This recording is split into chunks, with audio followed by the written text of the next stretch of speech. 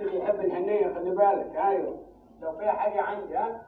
قالوا عليها احمر وحلاوه، قالوا عليه الوحيد اللي قالوا عليه احمر وحلاوه. خد بالك البطيخ ما قالوهاش للعنب، للجوافه، للبطيخ.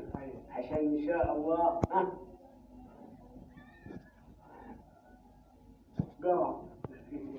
يعني يعني ايه بطيخه قرع؟ بعد ما شفناها قدام الناس وكل الناس شافتنا تقول يعني ايه؟ مش هاخد بطيخه قرع. طب ما تقولش قرعه، الناس حوالينا احنا لينا نسوى معاها، ادفع اي حاجه وامشي. مش هاخد بطيخه قرع. ما تقولش الكلمه دي بتغزني. ما هي قرع. اخر الكلام. مش هشتري انا بطيخه قرع، هشتريها ودي كمان قرعه.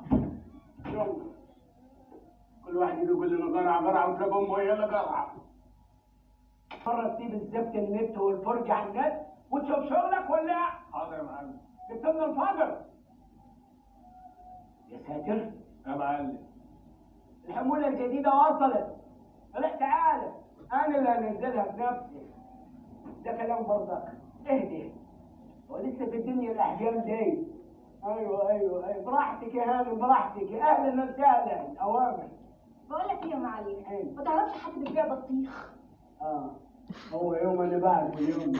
حد بيبيع إيه؟ بيبيع بطيخ يا معلم. أيوه أعرف طبعا حد بيبيع بطيخ. لما تقول لي عنوانه فين؟ في الشارع اللي وراكي على طول.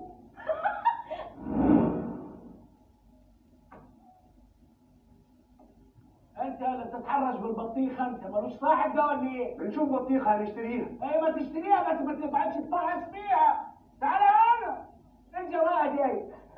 انت بتسرق البطيخه كده وانا واقف. حط بطيخه حط بطيخه امشي.